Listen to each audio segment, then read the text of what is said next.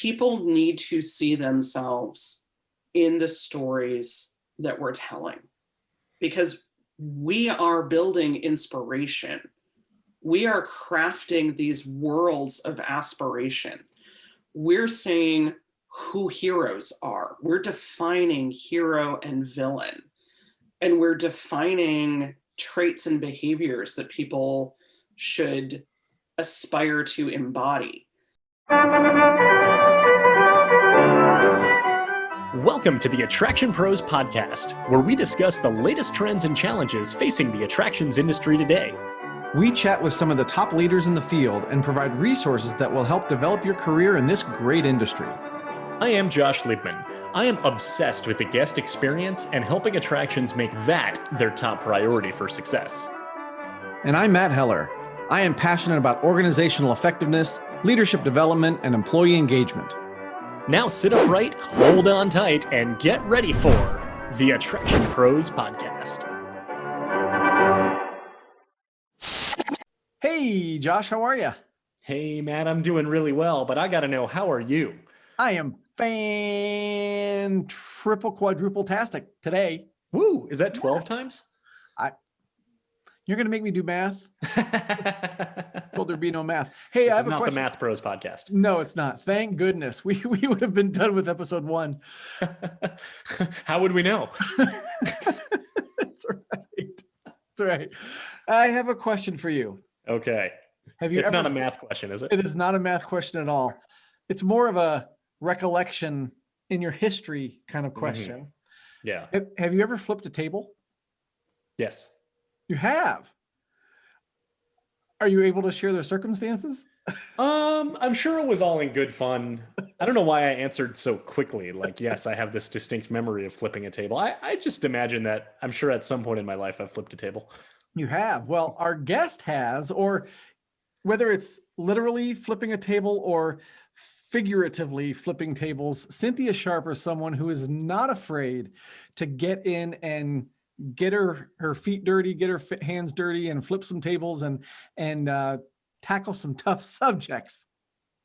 Not only does she flip tables, but she sets fires too. And again, whether this is literal or whether this is a metaphor, this actually ends up becoming the foundation for our entire conversation. We asked her at the beginning of this interview because I thought it would be a fun way to talk about her Twitter handle. And it really ended up taking us down a path that I believe makes this one of the most important episodes we have ever released of the AttractionPros podcast. And why is that? Well, we are going to talk substantially on the topic of diversity and inclusion, particularly within the attractions, within the themed entertainment industry, and really hear Cynthia's perspective on really the state of the industry right now, as well as what needs to be done moving forward to promote more inclusion, more equity access for really for everyone, to make sure that everyone feels welcome when they are visiting a theme park, a museum, any type of attraction that would listen to this podcast. And I have to say, I think I left this interview with more questions than answers still. And my hope is that the people that listen to this, that it inspires some questions in them as well. And as you get into the interview, you'll hear why. But I just think there's a lot of questions that we need to be asking ourselves and asking our colleagues in order to, like you said, make sure that we're as diverse and as inclusive as possible. Yeah, this is an incredibly eye-opening interview and conversation. I also walked away very inspired with a lot of questions that I'll be regularly asking myself from this point forward. Excellent. Well, one question we don't have to ask is, who's coming up? We know it's Cynthia Sharpe. Here she comes. Cynthia, welcome to the AttractionPros podcast. We are so excited to chat with you here today. How are you? I'm great. Thanks so much for having me on. This is going to be awesome fun. It will be awesome fun. So first, let's just start here to, if you could tell us a little bit about your role with Thinkwell and what you do. Sure. So I'm with Thinkwell Group. I'm affiliated with the LA studio. I have been with Thinkwell for 16 and a half years at this point. And I am principal cultural attractions and research, which is a giant umbrella title in a way. I wear a couple of different hats at Thinkwell. I am essentially an executive creative director for a number of our museum, zoo, aquarium, large-scale cultural event clients. But I also creative direct in theme parks and themed entertainment. And I also do business strategy and work with our project development team a lot, corporate strategy in terms of growth into new markets. I'm principal in the Thinkwell Health vertical as well. And I'm also the executive liaison for Thinkwell's Diversity and Inclusion Council. So you're not busy at all? No, really, it's a slacker role. Well, Cynthia, I'm curious, what were you doing before that led you to Thinkwell and all these incredible opportunities?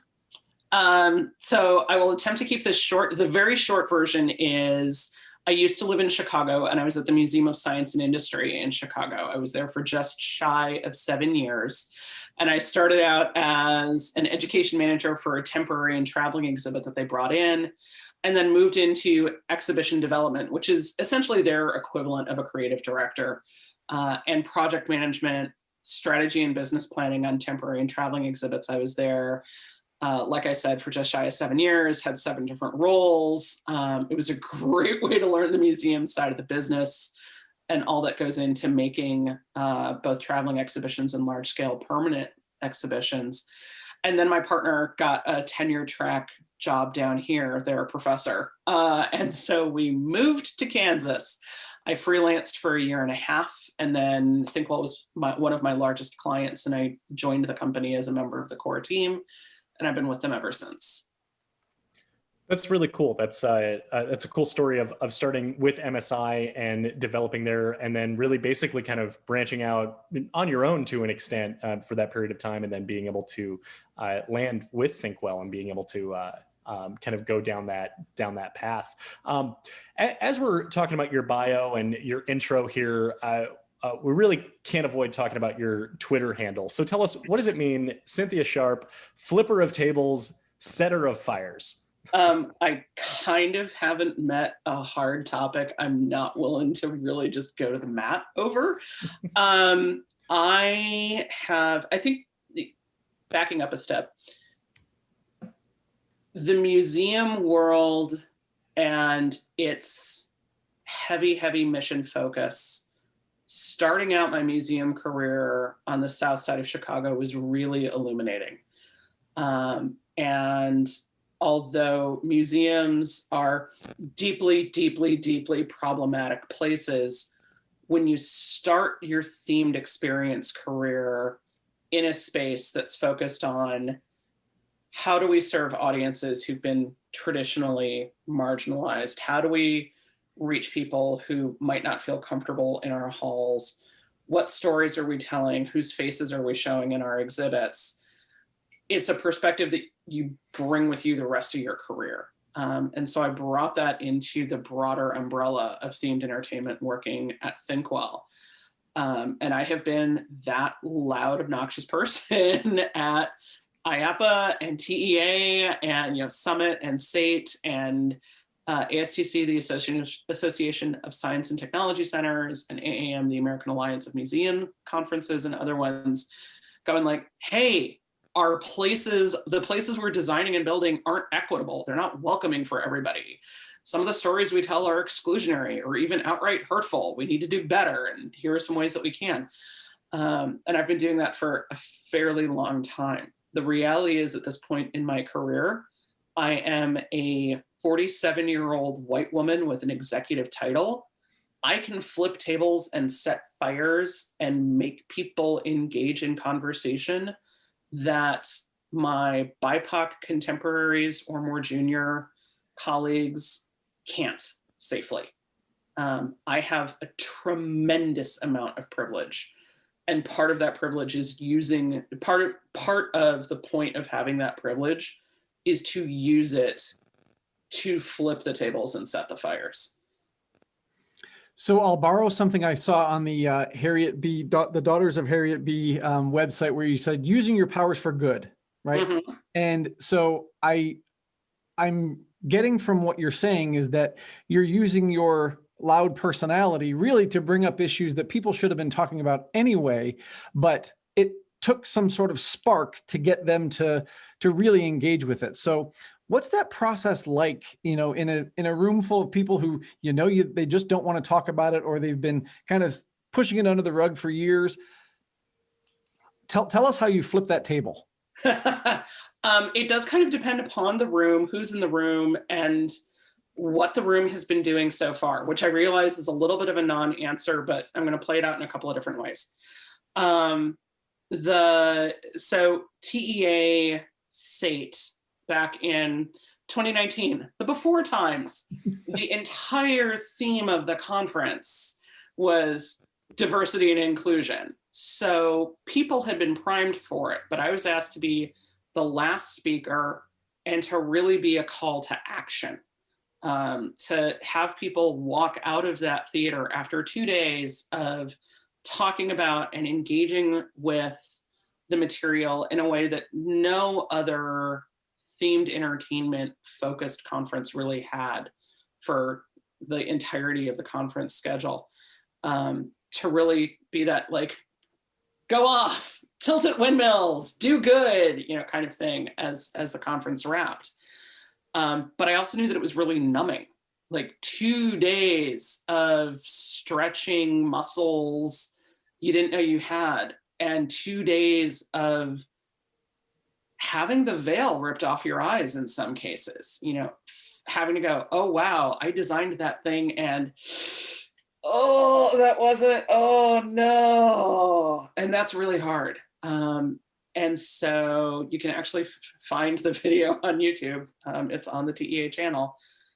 I opened my talk saying, like, with the intro of myself and then being, and I'm racist and I'm sexist and I'm, go down the laundry list because I have unconscious bias, not because I am a cartoon villain, not because I am what we like to think of a racist looking like, but because I've grown up soaking in TV and films and music and books and video games and stories that portray people in these damaging ways. This is what I've been soaked in culturally. And as someone who is known for talking about these things, who has gotten both praise and grief for talking about these things so publicly, to open up that conversation with, I have to work at this too. I am not better than you. And later on in the conversation, I copped to things that I did badly when I was a wee baby museum exhibit developer, and how damaging that could have been to guests who came to exhibits that I had a hand in. Opening it up with vulnerability and humility, I think, goes a really long way. Particularly because nobody likes to think about their body of work that's, in our industry is often meant to instill or evoke joy or happiness or togetherness or those great family memories, to think about, like, oh God, I did something that hurt somebody. Nobody likes to really lean into and consider that. So coming at it with this attitude of, I'm not better than you. I screwed this up too. We all have to work at this because we all grew up in a racist, sexist, classist, homophobic, pick your term, culture and system that helps open the door a little bit.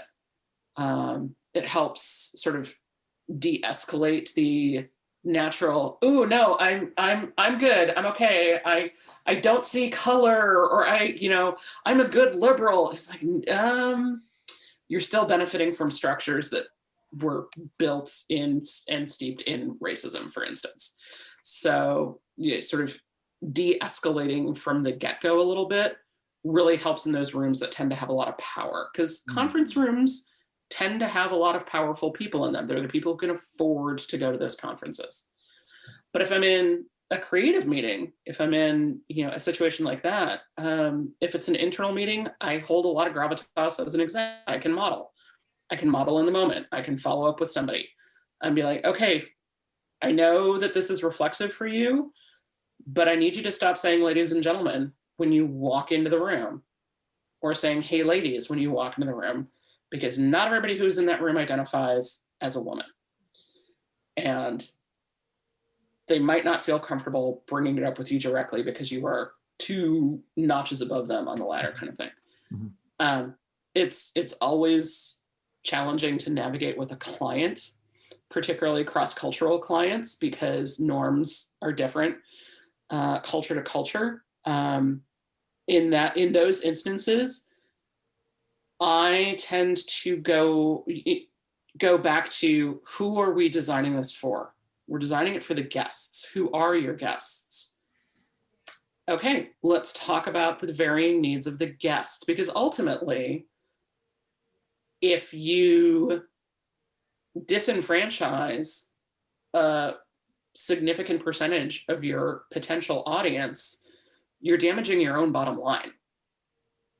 And that is a very powerful and compelling argument from the business side of things. Moral good is great and awesome, and we should all want to do the right thing for the moral good reasons, but money speaks. So, hey, we're building this for actual people to go to. Let's talk about the actual people. Kind of open up the convo that way. Yeah. Yeah. Thank you for sharing that. Really appreciate just the entire perspective around that. And as we tie that into our industry, what is the role that themed entertainment plays in everything else, as far as the conversations that are going on in society today about social justice and diversity and inclusion and equity access? So the kid who sees themselves in something we make today is the adult who owns 80 patents 50 years from now, is the adult who's making the next blockbuster movie series, or, in the case, Science Museum is going off and is figuring out how to deploy the vaccine in record time to the next emerging pandemic, kind of thing. People need to see themselves in the stories that we're telling, because we are building inspiration. We are crafting these worlds of aspiration. We're saying who heroes are. We're defining hero and villain. And we're defining traits and behaviors that people should aspire to embody. So I would argue that in everything we do, we should strive to make everyone see a place for themselves in it, see themselves reflected in the stories that we're telling, because we are envisioning the future in a way that's built on this engine of, we tell stories to inspire. When it comes to museums, it's obviously an even more nuanced and deep issue, because museums have historically been used as places of myth making and nation building. Museums are oftentimes used to assert validity and legitimacy of a nation or an empire or a ruler or what have you, and that carries down. Our museums, particularly in Western Europe and the US, are inherently supremacist structures. Our collections stem from conquering. Our funding situation depends on who has the biggest checkbook and what you need to do to make them happy. And museums have an awful lot of sway over the stories we tell ourselves. Look at how many museums talk about the lost cause of the American Civil War, and help perpetuate that. So it is incredibly important on the museum side that we interrogate ourselves about what stories we're telling and how we're telling them and whose voices are centered and who is seen as an authority. But then I can draw a direct line between that and some of the content at theme parks, particularly as theme parks blur the line more and more between real places and not real places. When you have a theme park gate that draws inspiration from multiple actual physical places, in utilizing the architectural language of those places and mashes them up, that can be problematic. Those are real places with real cultures, with real histories, and those colors, those carvings, those styles, those representations mean things. And to smash them all together as a pastiche because it looks good is appropriative and deeply, deeply problematic. And we've seen great examples of theme parks doing it really, really well, of being very intentional with their storytelling and with their design process. So they are respectful and they aren't appropriative. But I don't think that you can separate the current issues around and the current awareness of D&I from what we do as an industry. I mean, pause for a moment and think about the horrifying upswing in violence against AAPI individuals over the past several months. And now think about how many times you were in a theme park and you saw something that was othering or fetishizing of Asian people and Asian culture. I saw it all the time as a kid going to amusement parks and theme parks. I saw it all the time when it came to representation of Mexican people or Native American and Indigenous people. And that's a problem. That's a huge problem. And we need to be careful and not only not perpetuate that, but we need to examine what we've always taken for granted as being okay to do and included in our places and address it, redress it, take it out, do it better. So I'm curious, Cynthia, and thank you again for sharing all of that. This is not something that's going to be changed overnight, certainly with the stories that we're telling, whether it's a museum or a theme park or a family entertainment center. So what are some of those things that people should be watching out for now, either as they are reimagining an attraction or a facility, or they're planning something new? I know you talked about making sure that, everybody's represented in those stories. I feel like that's easier said than done, but that may just be me having never tried to write a story like that. So help me out on that. So it's challenging, not because the act of it is hard, but the mental transition. You're having to not go down the tropes and pathways that you're used to and comfortable with. And you're having to think a little bit differently. But the ROI is immense, particularly when it comes to not having to rip something out and redo it a couple years on down the road. When it comes to disability access and inclusion, that's a huge issue. It is way easier to have specialists on that at the table from your very first creative meeting, as opposed to like coming in at design review and being like, so that not so great. And then you have to do all of this retrofitting and redlining, or God forbid, after opening. Yeah, no, better to have those folks at the table right at the beginning. You have to approach the process from a place of openness. And asking yourself, is everyone welcome here? How can everyone see themselves in this?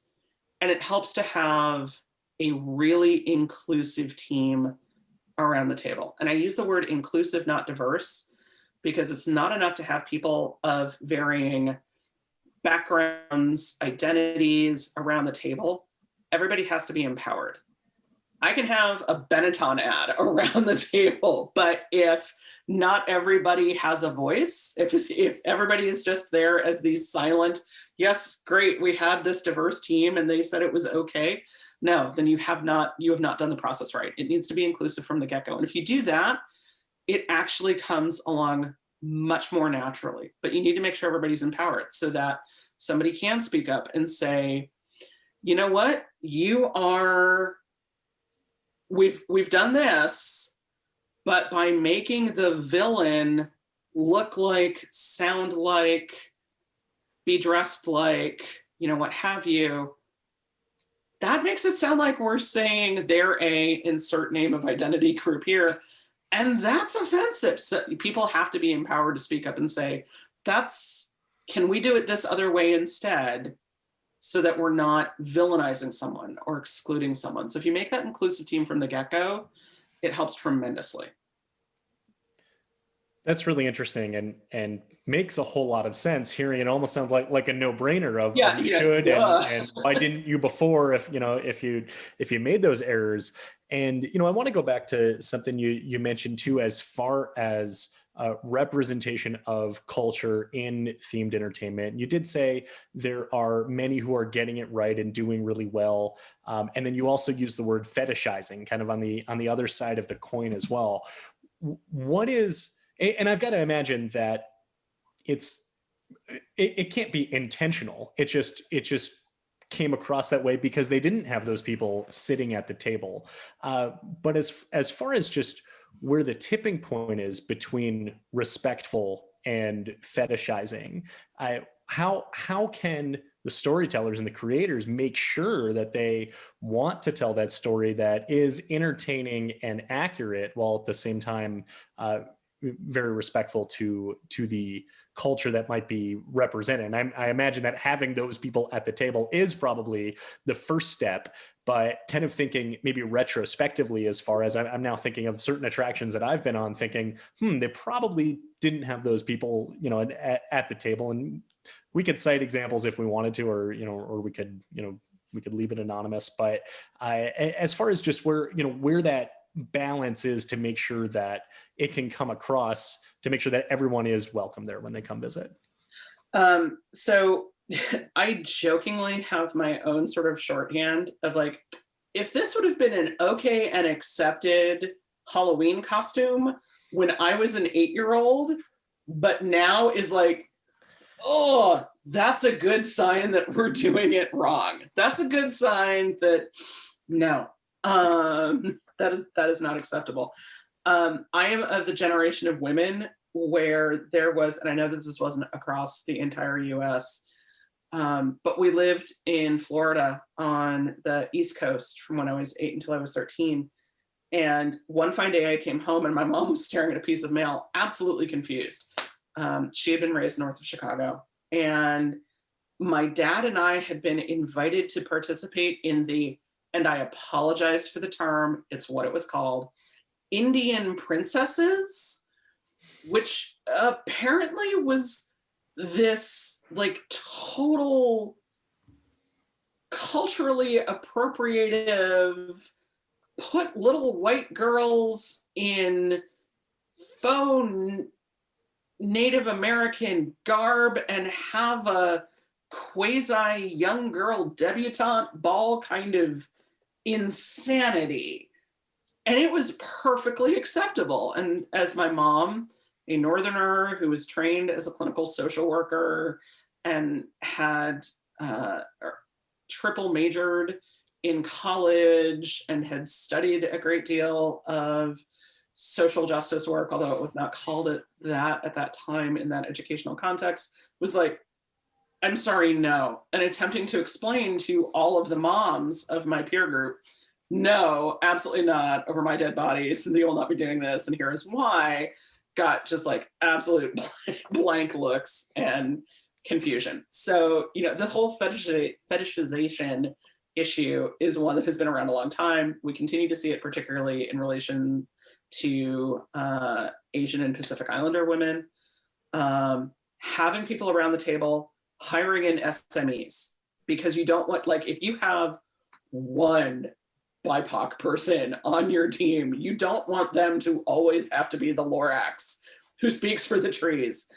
Take the time, spend the money, hire some subject matter experts. They're going to keep you from getting into all kinds of culturally appropriative hot water. It is super worth having those folks around the table. But it is absolutely a fine line unless you are really, really focused on what Joe Rohde described in those authenticity questions, that once you really establish the authentic through line and basis for what you're doing, then all the design decisions and all of those story decisions actually become really easy. He gave this really great talk at Summit several years ago where he talked through that in terms of Alani and how that kept them on the right path in terms of being respectful and not appropriative. They worked directly with the communities. They empowered folks from those communities. If those folks vetoed something, Disney did not push for it. And also by establishing that through line of the story, it informed every design decision they had. And it made that easy. It no longer was this, oh, are we doing the right thing on every single design decision? It was all rooted correctly, and the decisions all just flowed really easily.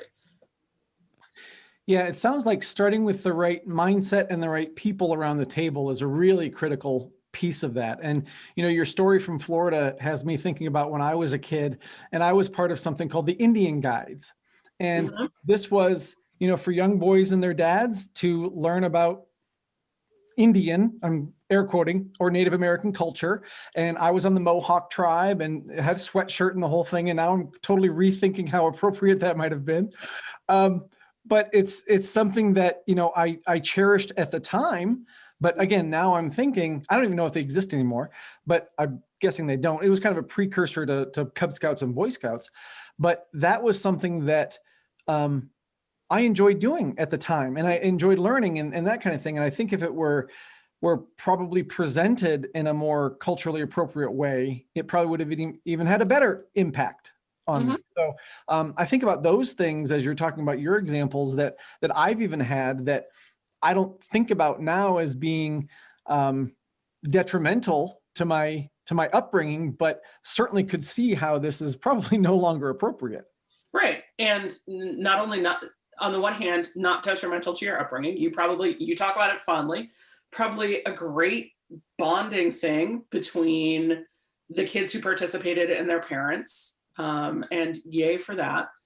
But also, on the flip side, what did that tacitly teach you was okay about how you regard Native Americans, about the language you use, about you as a white person cheerfully using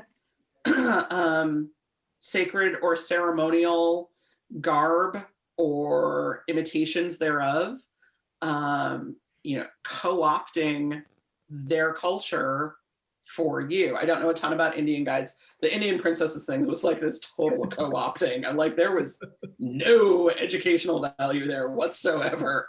But yeah, and it's like many folks of my generation, there are so many memories of what we did as kids, what we watched as kids, what we played as kids, that now it's like, no, that's problematic. It doesn't mean you're the problem. It means the culture and society that thought that was okay got it wrong, and you need to not perpetuate it. So if you were going to go out and design interactive educational event series for boys and their dads, now my guess is you would reflect on what worked for you in Indian Guides and be like, okay, getting to do these things hands-on, totally great. maybe let's do it without the cultural appropriation of the Mohawk tribe. Yeah. And you learn the lesson and you apply it better going forward. It seems that a lot of the changes that we are seeing, for the most part, seem to be either well received or demanded from the general public. But at the same time, of course, it is not without its own controversy in its own. I even saw just on Twitter today, someone posted screenshots that I believe were directed at the changes coming to Jungle Cruise at Magic Kingdom and at Disneyland, and suggesting that there was no need to make any change, that it's existed this way for so many years. And I know our blood can collectively boil at, at these comments here. But, how do you respond to those people who want to preserve the way things were, even though society itself has changed for the good and is evolving and is becoming more inclusive, to be able to allow them to, I guess, see the other side is probably the best way of putting that. It's hard. So on Twitter and on YouTube comments, I genuinely don't engage much, if at all, with those folks who are strongly wedded to the way an attraction has always been, or Walt's original vision, or what have you. I have only so many hours in the day. I have only so much emotional and mental bandwidth, and that is not the best use of my time. But I had a really illuminating conversation with a colleague in the attractions industry who's on the operator side. And we were talking about the rise, the context was we were talking about the rise of aggressive guests, of guests who are abusive and aggressive towards institution or venue staff, whether it's because, like at a museum, they're presenting content that the guest doesn't agree with, global warming, the pandemic, evolution, what have you, at a theme park because, mandatory mask compliance, or how dare you shut down this ride and take away the original and put in this new property, or what have you. And what this colleague had to say was, previously, there was this the customer is always right. And you bend over to de-escalate a situation and make the customer happy. But the conversion that they had made in their head was pissing off someone whose values fundamentally are at odds with what the company or museums stand for, was not worth harming the staff who had to deal with them, or the other guests who would have to witness it, and as a result feel unsafe, unwelcome, unwanted. That losing the one was no contest when it came to keeping the others. And while I wish in my heart of hearts that everyone would value the importance of not mocking or denigrating or othering other races or other cultures, not everybody's there yet. And I am not going to spend my time trying to argue with people on the internet that they should value people over an animatronic or a maquette.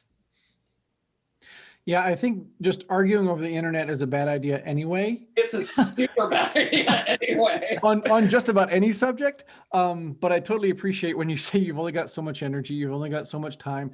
And quite frankly, it rarely changes their opinion, right? If anything, they stick their heels in even deeper. Exactly. I'm not going to have the kind of deeply resonant person-to-person conversation on blast over Twitter that I am if somebody rocks up to me after a conference session and is like, I disagree with you on this thing really hard. Okay, let's go grab coffee, meet me at the hotel bar, we're gonna dig into this. And I've had better than meet me in the parking lot, right? The teenagers are third degree black belts, so I might just start bringing them with me to these conferences to do that for me, but no. Yeah, it's not going to end well on the internet. It's really not. Yeah. So, Cynthia, I'm curious too. We mentioned it very early on, but you were one of the founders of Harriet B's Daughters, and I'd love to dig into that a little bit more. Exactly what that is, if people haven't heard of it, and what led you to founding that. So I co-founded Harriet B's Daughters, harrietbsdaughters.org, with Nicola Rossini several years ago, back in very, very early 2017, but we'd been talking about it for quite some time beforehand. And it is an industry organization dedicated to changing the face of themed entertainment one person at a time. We offer networking, we offer job opportunity board and coaching and assistance, getting ready for interviews, helping people put together session proposals for conferences on any subject. It doesn't need to be session proposals on diversity, inclusion, equity, access, and social justice. Because guess what? There are folks who are not 45-year-old white dudes in a blue blazer, white button down, dark rinse jeans, and suede loafers who are experts on any subject that we're talking about at these conferences. So we help folks with session submissions and also providing mentoring, both peer group mentoring and one-on-one mentoring, with an eye towards making our industry more inclusive and more equitable. Our theory is that if we make our workplaces more equitable and more inclusive, our work products naturally will be. And given how many billions of eyeballs see the stuff that we make every year, COVID year notwithstanding, we have the opportunity to move the cultural needle tremendously. Pre-COVID, there were 850 million visits to museums in the US alone per year. That is more than every major professional sporting event combined. Wow. Approximately 1 billion people go to theme parks every year. So what we make is seen by tons of folks. So if we can do better, we're gonna change the culture. It started for a couple of reasons. Number one, we were also disparate and far flung, that conferences were like this period of frenzied, intense catching up, networking, comparing notes, that kind of thing. But also Nicola and I had noticed this real shift leading into the 2016 election, which was historically, she and I had both been approached by younger people, particularly women, in the industry for mentoring or coaching. But heading into the election cycle, we not only had our sort of age and experience peers asking us for mentoring and coaching, we had more established senior exec women coming to us. Like the kind of people who I'm like, yours is the job I dream about. You know that, right? Coming to us for advice. And there was this real, very intense sense of isolation from one another and this real need. And then the 2016 election happened. And it was really evident that on a federal level, we were not going to see a push for inclusion or equity. And so it was really going to be on us. And by the spring, it hit the point of, we need to stop talking about doing this and just freaking do it. And we did. And it's been really gratifying and wonderful. Obviously things took a turn this past year with COVID, but watching the members of Harriet B's help each other out, help each other with resume review, with portfolio review, with every job posting that anybody had any insight on whatsoever, helping one another out that way as well. It's been really gratifying. That's really amazing to hear that, and just the outcomes that come from that. One of the things you said is that you do it one person at a time, Mhm. which is amazing. It's what do they say, like an inch wide and a mile deep, basically, rather than kind of casting the net out to be able to serve as many people as possible, but not in as impactful of a way. So how do you do that one person at a time while also making sure that you can continually impact more and more people? So that has been a challenge as we have grown, because Nicole and I were like, yeah, we might have like 50 member. Well, we blew past that really, really fast. And let me just say that making one-to-one mentorship matches via me, 2 pads of differently colored Post-it notes, and a bottle of wine is not a long-term solution to managing our mentorship program needs. So if anybody has a line on a really great methodology or a software package online that does not charge $20 the user, I am all ears, please and thank you. It really is rooted in conversation. We have a super active Slack community, and that allows people to lean in or out as much as they want to and need to. We have members who have been hyper super active in the community, and then stuff gets real hard at work. They're like, I have to tap out, and it's okay. Other people are going to sort of ooze in and fill the space that you occupied until you can come back to the table, and that's totally fine. We all get it. At the same time, leveraging the access that our members have, particularly some of our more senior members, to being on stages at these conferences, to getting white papers published, has been an avenue for getting more people involved, to spreading the message wider than just the membership, but also helping to platform some of the more junior and mid-career folks coming up behind us.